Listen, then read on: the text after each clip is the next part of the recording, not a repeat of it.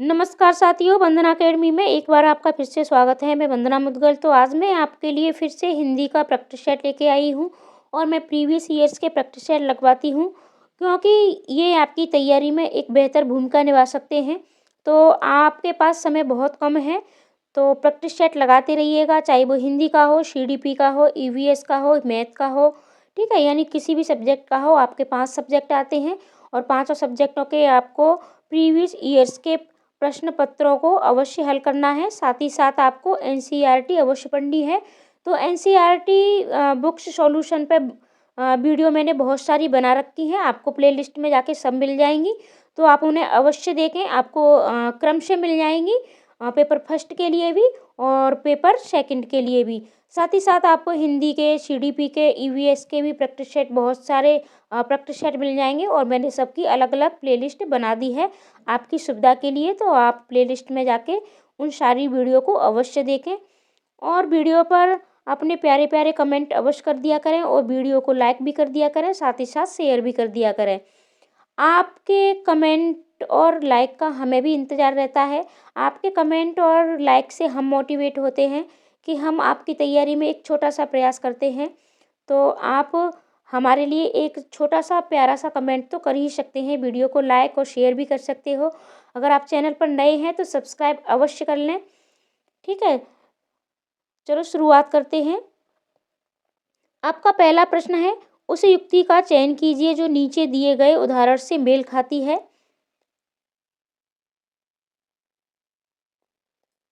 मैं भाषा पर ध्यान केंद्रित रखती हूँ, मैं इस बात का पूरा ध्यान रखती हूँ कि ये सही हो।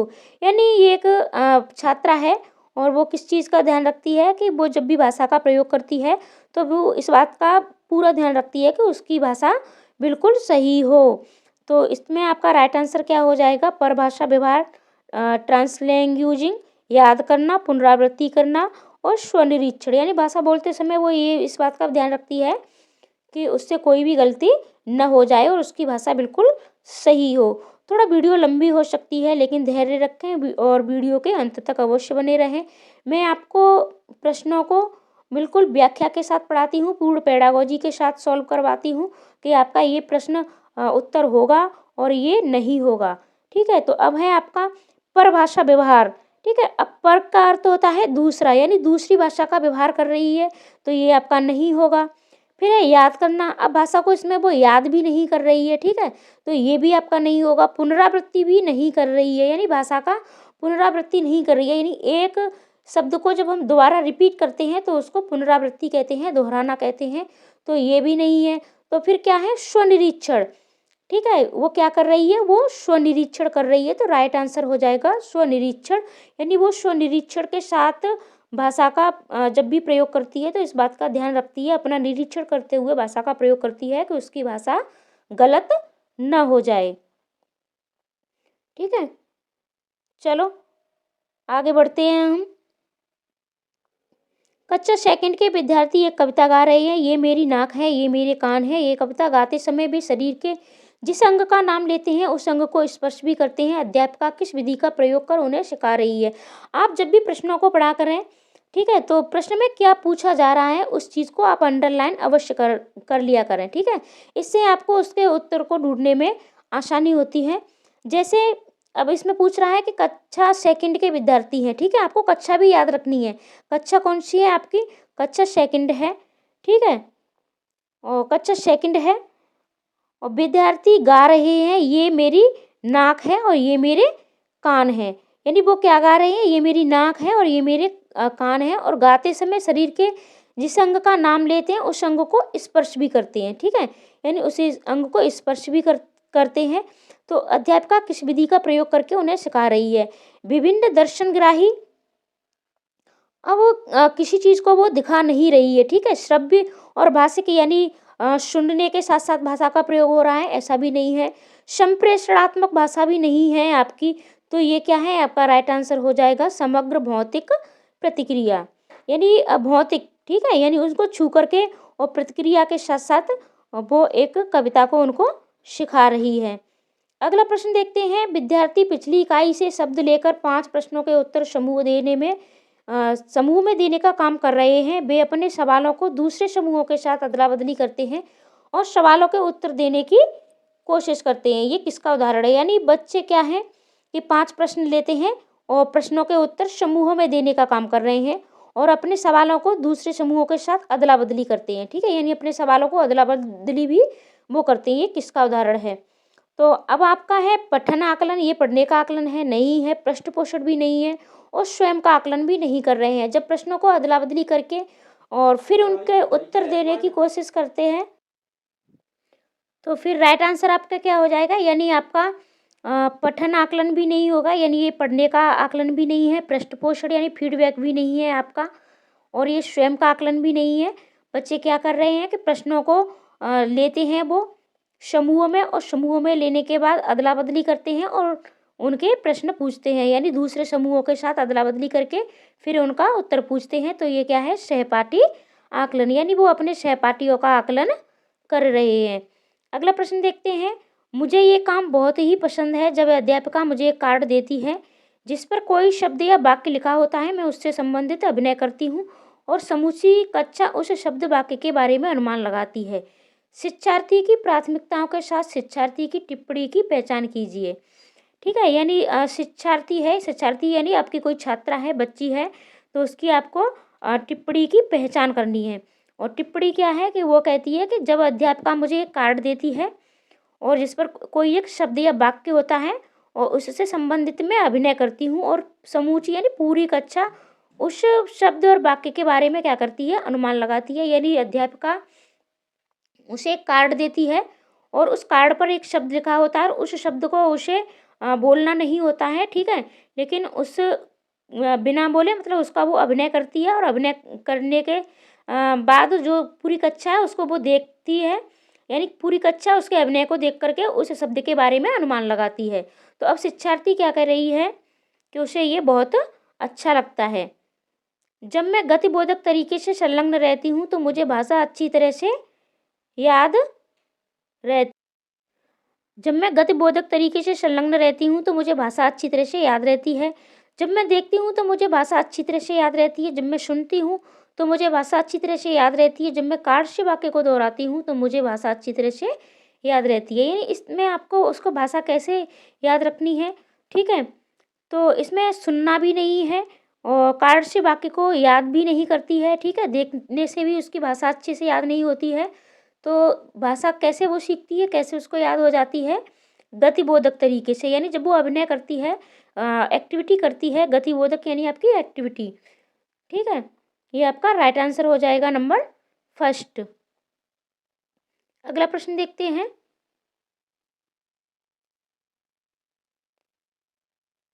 निम्नलिखित कथनों को पढ़िए तथा सही विकल्प का चयन कीजिए। ये आपका अभिकथन है। विद्यालय में प्रवेश करने वाले सभी बच्चे अपनी आयु अनुसार भाषा के सक्षम प्रयोगकर्ता होती हैं। ये आपका बिल्कुल सही है, यानी बच्चे जब भी आते हैं तो वो पूर्ण भाषा से लैस होते हैं, यानी वो भाषा को जानते हैं। अब तर्क है आपका। भाषिक और सांस्कृतिक विविधता के कारण वे अपनी योग्यताओं का प्रदर्शन नहीं कर पाते हैं। ऐसा बिल्कुल भी नहीं है।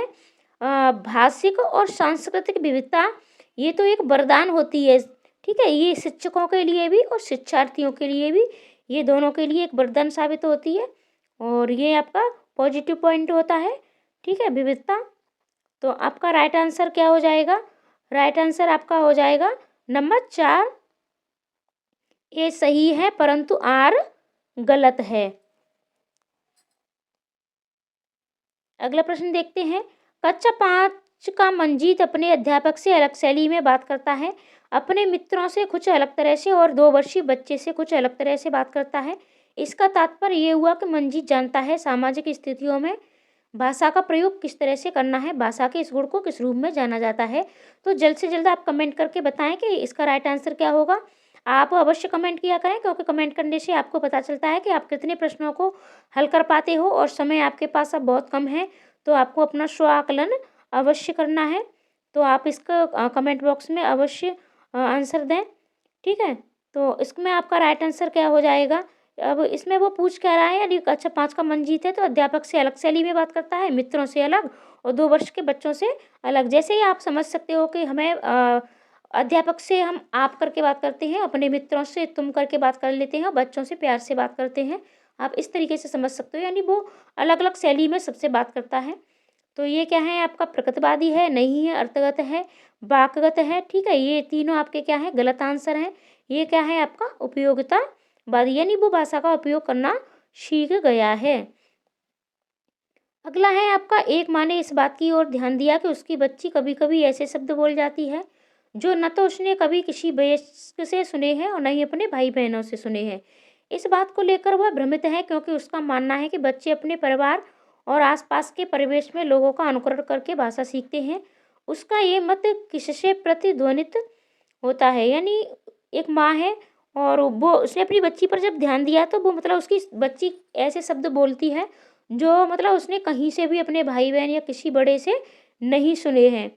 तो उसका मानना है कि बच्चे भाषा कहाँ से सीखते हैं, अनुकरण के द्वारा, ठीक है? अनुकरण के द्वारा, और अनुकरण के द्वारा यानी आसपास अपने परिवेश से, ठीक है? और ये आपका बहुत बार पूछा भी जाता है कि भाषा मतलब सीखने के लिए सबसे उपयोगी संसाधन कौन सा है, तो आपका परिवेश जहाँ भी आ जाए, समृद्ध परिवेश, तो ये आपका राइट आंसर होता है। तो अब इसमें क्या है, बहुभाषावाद, सहजवाद, व्यवहारवाद और रचनावाद। तो जो व्यवहारवाद का सिद्धांत दिया है, ठीक है, तो वो उनसे ये मेल खाता है।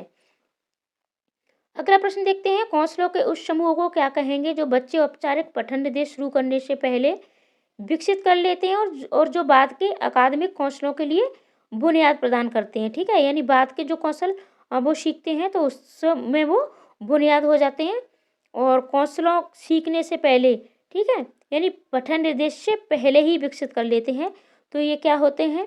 तो आप कमेंट करके इसका राइट आंसर अवश्य दें। राइट आंसर आपका क्या होगा, आपके पास मैं थोड़ा सा समय भी देती हूँ, ठीक है? आप अपना कमेंट करके इसका राइट आंसर दे सकते हो। तो इसका राइट आंसर आपका होगा नंबर 1, उद्गामी साक्षरता, ठीक है? ये पाठचर्या भी नहीं है, गुणधर्म भी नहीं है, समाधान भी नहीं है, यानी उद्गामी साक्षरता है, ठीक है? इमरजेंटी, यानी उनको पहले से उस चीज़ में थोड़ा सा ज्ञान है। अगला प्रश्न देखते हैं, एक दादी या नानी अपने घर में छोटे बच्चों को पुस्तकों से कहानियाँ पढ़ाती है, कहानी पढ़ कर के सुनाती है पुस्तकों से। इस तरह वह उन्हें पुस्तकों एवं नए विचारों से परिचित करवाती है और बच्चे भी इस प्रक्रिया में सक्रिय रूप से संलग्न रहते हैं। इस तकनीक को किस रूप में जाना जाता है? तो जल्द से जल्द आप राइट आंसर करें इसका। इसका राइट आंसर क्या होगा? नंबर 1 होगा, 2 होगा, 3 होगा या 4 होगा? तो आप जल्द से जल्द इसका आंसर करें। तो इसका राइट आंसर होगा नंबर 4, संभाषिक पठन। मॉडल तो आपका है ही नहीं, साझा भी नहीं है, ठीक है, और सस्वर भी नहीं है। सस्वर पठन आपका क्या होता है? सस्वर पठन आपका जब शिक्षक के साथ साथ बच्चे पढ़ते हैं वो आपका सस्वर पठन होता है। तो यानी दादी नानी के साथ साथ बच्चे नहीं पढ़ते हैं, जबकि वो उसको पढ़ के सुनाती है, ठीक है। अगला प्रश्न देखते हैं, पठन सिखाने का वह उपागम जिसमें मूल तत्वों जैसे वर्णों और स्वनिम से शुरू किया जाता है, जिसमें बच्चों को ये सिखाया जाता है कि समग्र रूप से पठन सीखने से पहले स्वनिम को शब्दों से मिलाया जाता है। इस उपागम को क्या कहेंगे? जैसे आपके वर्ण होते हैं, ठीक है, का, खा, गा, और इन्हें हम क्या कहते हैं? इन्हें हम स्वनिम कहते हैं, ठीक है, इन्हें ही स्वनिम कहा जाता है। तो हम बच्चों को क्या सिखाते हैं? हम बच्चों को सिखाते हैं कि यानी स्वनिम को शब्दों से मिलाया जाता है। तो इस उपागम को क्या कहेंगे हम? इसमें आपका राइट आंसर हो जाएगा नंबर 3, अधोमुखी उपागम। अगला प्रश्न देखते हैं, निम्नलिखित कथनों को पढ़िए तथा सही विकल्प का चयन कीजिए। और ये आपके अभिकथन वाले प्रश्न बहुत अब ज़्यादा पूछे जाने लगे हैं, तो आप इन प्रश्नों पर थोड़ा ज़्यादा ध्यान दीजिएगा, ठीक है। मैं इसे थोड़ा छोटा कर देती हूँ। निम्नलिखित कथनों को पढ़िए तथा सही विकल्प का चयन कीजिए। अब कथन है, ध्वन्यात्मक वर्तनी के प्रयोग से सही वर्तनी लिखना सीखने की योग्यता मंद पड़ जाती है, यानी ध्वनि के साथ जब हम वर्तनी का प्रयोग करते हैं तो क्या लिखना सीखने की योग्यता मंद पड़ जाती है? ये आपका बिल्कुल गलत है, ऐसा बिल्कुल भी नहीं है, ठीक है। जब बच्चे पारंपरिक वर्तनी के स्थान पर अपनी आविष्कृत वर्तनी का उपयोग करते हैं तब ये सही वर्तनी लिखने की उनकी योग्यता को मंद नहीं करती है। तो ये भी आपका सही है। ठीक है, तो आपका राइट आंसर क्या हो जाएगा? राइट आंसर आपका हो जाएगा नंबर 1, ए गलत है परंतु आर सही है। अगला प्रश्न देखते हैं हम। नई भाषा सीखते समय बहुत से विद्यार्थी भाषा के अद्वितीय उच्चारण संबंधी नियमों के कारण भाषा बोलते समय प्राय आत्मविश्वास की कमी का सामना करते हैं। इस समस्या को दूर करने का तरीका क्या है? ठीक है, यानी नई भाषा सीखते समय बहुत से विद्यार्थी क्या करते हैं कि उनमें आत्मविश्वास की कमी हो जाती है अद्वितीय उच्चारण संबंधी नियमों को। ठीक है, तो इन्हें हम दूर कैसे कर सकते हैं? जब जब उन्हें समस्या आए उनकी गलती में सुधार किया जाए। अब हमें ये तो नहीं देखेंगे कि बच्चे को कब समस्या आ रही है। ठीक है, बच्चे कक्षा में सस्वर वाचन करें। कक्षा में ऐसे खेलों जैसी गतिविधियों का प्रयोग किया जाए जिसमें मौखिक अंतःक्रियाएं अधिक हों। काउंसलर के साथ विशेष वॉक थेरेपी सत्र आयोजित किए जाए और ड्रिल के माध्यम से अभ्यास किया जाए। तो अब देखो, काउंसलर के साथ भी आपको नहीं रहना है। ठीक है, मैं थोड़ा छोटा कर दे रही हूँ, आप समझ पाओगे। और मैं आपको पूर्ण व्याख्या के साथ प्रश्नों को हल कराती हूँ, तो थोड़ा वीडियो लंबी हो जाती है, कोई बात नहीं है। और मैं आपको भरोसा दिलाती हूँ कि अगर आप मेरी पूरी वीडियो देखोगे तो आप प्रश्नों को स्वयं से हल करना सीख जाओगे। आपके सीटेट में आपको ज़्यादा कुछ भी रटना नहीं होता है, सिर्फ पेडागोजी पर आधारित होता है। ठीक है, अगर आप पेडागोजी को मतलब प्रश्नों को निकालना एक बार सीख गए तो आपको कितना भी प्रश्न जो आपने कभी भी न पढ़ा हो फिर भी आप उसको सॉल्व कर सकते हो। ठीक है, तो अब चलो शुरुआत करते हैं काउंसलर के साथ विशेष। अब काउंसलर की क्या ज़रूरत है, यानी बच्चे को थोड़ा आत्मविश्वास कम हो जाता है, उसको थेरेपी सत्र आयोजित किए जाएँ ड्रिल के माध्यम से। उसको मतलब अभ्यास इतना बोलने का अभ्यास कराना है ऐसा बिल्कुल भी नहीं है, क्योंकि हम भाषा कहाँ से सीखते हैं, अभी भी मैंने आपको बताया था कि भाषा के लिए समृद्ध परिवेश होना चाहिए। ठीक है, और बच्चे कक्षा में सस्वर वाचन करते रहें। अब सस्वर वाचन ही करते रहेंगे तब भी नहीं सीखेंगे, और जब उन्हें समस्या आए सिर्फ तभी उनकी गलती में सुधार किया जाना चाहिए, ऐसा भी नहीं है। तो हम क्या कर सकते हैं, आपका राइट आंसर हो जाएगा नंबर 3, यानी कक्षा में ऐसे खेलों जैसी गतिविधियों का प्रयोग किया जाए जिसमें मौखिक अंतःक्रियाएं अधिक हों। ठीक है, यानी मौखिक जो क्रियाएं हों वो अधिक होंगी और खेल विधि होगी, गतिविधि होगी, तो बच्चे स्वयं से अपने आप से सीख जाएंगे और इनमें आत्मविश्वास जागृत हो जाएगा। ठीक है, कक्षा थर्ड की अध्यापिका अपने शिक्षार्थियों को नई शब्दावली से परिचित करवा रही है। निम्नलिखित में से कौन सा नई शब्दावली सिखाने का प्रभावशाली तरीका है? यानी कक्षा थर्ड की अध्यापिका है तो अपने विद्यार्थियों को, शिक्षार्थियों को नई शब्दावलियों से परिचित करा रही है। अब वो प्रभावशाली तरीका कौन सा हो सकता है? ठीक है, तो राइट आंसर आपका क्या होगा? राइट आंसर हो जाएगा आपका नंबर 4, अध्यापिका स्थिति विशेष के अनुसार उस शब्द का अर्थ समझाने की कोशिश करे। तो ये आपका सबसे अच्छा तरीका होगा। ठीक है, अध्यापिका बच्चों को ठोस परिभाषा अपरिभाषा तो आपको कहीं भी नहीं बतानी है, ये आपका नेगेटिव पॉइंट होता है। अध्यापिका बच्चों के विलोम शब्द बताए और बच्चों की भाषा में उनके अर्थ बताए, ये भी नहीं होगा। अध्यापिका श्यामपट्ट पर शब्द का अर्थ लिखे और शिक्षार्थियों को आपको लर्न भी नहीं कराना है। जब भी बात याद करने की आ जाए, जब भी बात परिभाषा की आ जाए, तो ये आपके नेगेटिव पॉइंट होते हैं और ये आपके अर्थ मतलब आपके आंसर कहीं भी किसी भी उसमें नहीं हो सकता है। ठीक है, ये तो आपके नेगेटिव पॉइंट होते हैं। अगला प्रश्न है, भाषा सीखना किससे संबंधित है? कौशल, अर्जन, प्रक्रिया, उत्पाद। ठीक है, तो भाषा सीखना किससे संबंधित है? तो ये आपका राइट आंसर हो जाएगा कौशल। अगला प्रश्न देखते हैं, पठन के तरीकों का पाठक को क्या करना चाहिए, इससे मिलान कीजिए। ठीक है, ये थोड़ा मैं छोटा करके आपको दिखाती हूँ। अब इसमें पठन के तरीके हैं, पाठक को क्या करना चाहिए। आपका सबसे पहला है अनुमान। तो अनुमान किससे हम लगा सकते हैं, लेखक कैसे लिखते हैं ये अनुमान लगाते हैं, नहीं। तो इसमें आपका हो जाएगा नंबर 5, यानी पाठ सामग्री किस बारे में ये जानने के लिए शीर्षक और चित्रों का प्रयोग करना चाहिए। ठीक है, यानी अनुमान हम इस चीज़ का लगाते हैं, यानी पाठ सामग्री किस बारे में है। फिर है आपका बी, निष्कर्ष निकालना। तो निष्कर्ष जब भी हम निकालते हैं तो लेखक कैसे लिखते हैं, इसके आधार पर यह सुनिश्चित करना चाहिए कि लेखक क्या महसूस करते हैं। जब भी हम निष्कर्ष निकालते हैं, जब भी हम व्याख्या करते हैं और व्याख्या के बाद हम जब निष्कर्ष करते हैं, ठीक है, तो हम यानी लेखक इसमें क्या महसूस करता है, ये हमारा निष्कर्ष होता है। फिर है आपका संदर्भ से जोड़कर अर्थ निकालना। तो ये आपका हो जाएगा नंबर 2।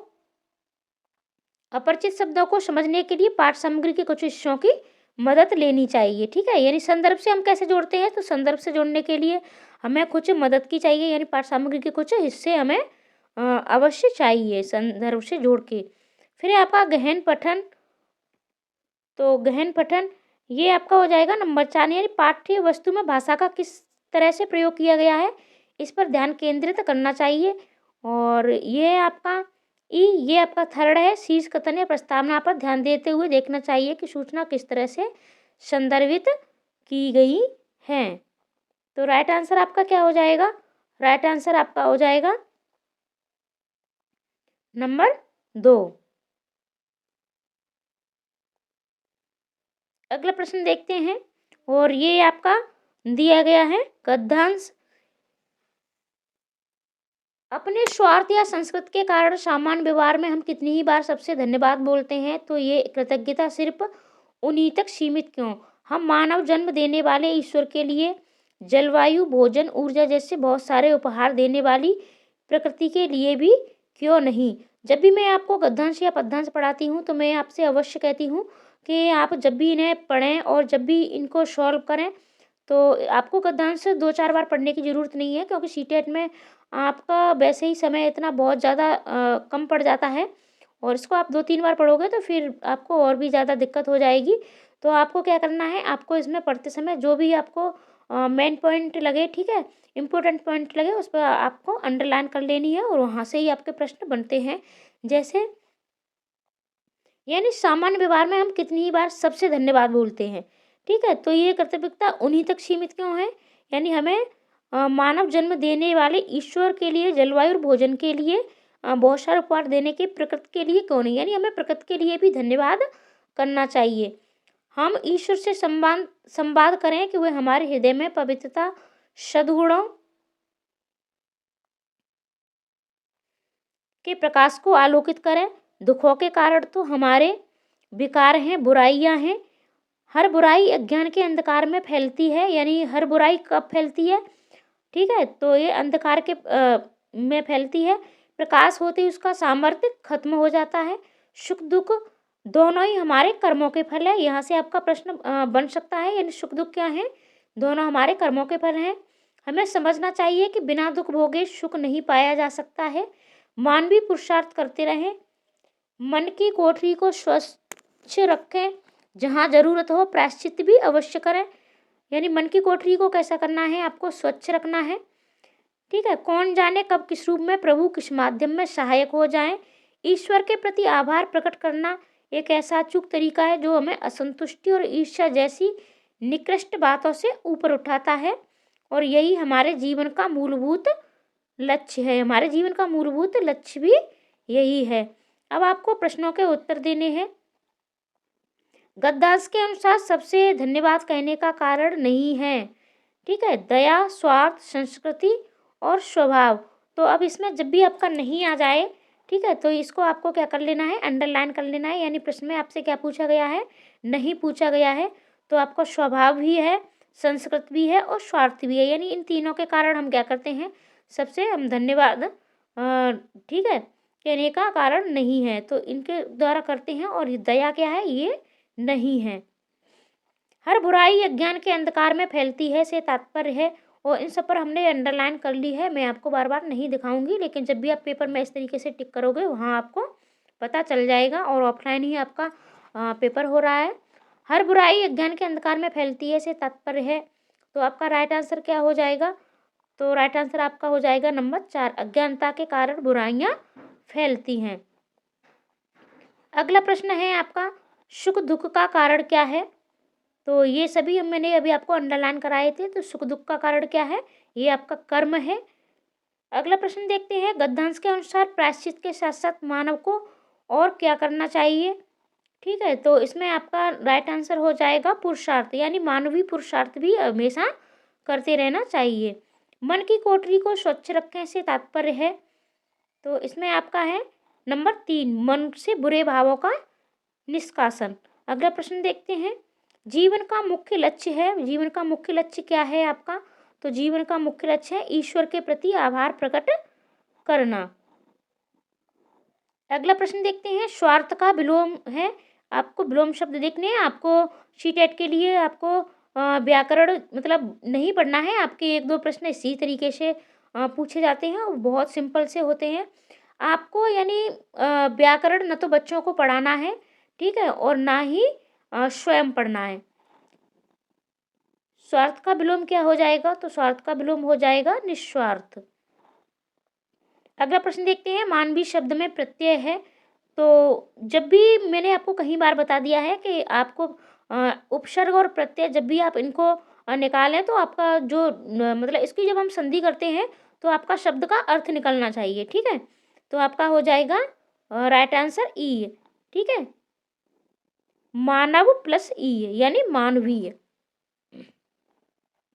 कौन सा शब्द युग्म समूह से भिन्न है? तो इसमें आपको भिन्न ढूंढना है। शुद्ध अशुद्ध ठीक है, सुख दुख ये भी आपका ठीक है, ज्ञान अज्ञान ये भी सही है, अंधकार और अंधेरा ये आपका कैसा है? गलत है, ठीक है, ये आपका गलत है। तो फिर आपका राइट आंसर क्या हो जाएगा? आपका राइट आंसर भी यही हो जाएगा, यानी ये आपका भिन्न है।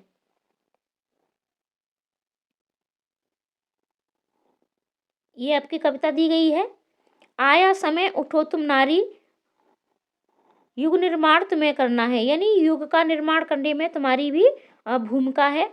अब तुम्हारा समय है, आज़ादी की खुदी नींव में तुम्हें प्रगति पत्थर बनना है, अपने को कमजोर न समझो, जननी हो संपूर्ण जगत की गौरव हो, यानी तुम अपने आप को कमजोर नहीं समझना है, तुम संपूर्ण जगत की जननी हो और गौरव हो।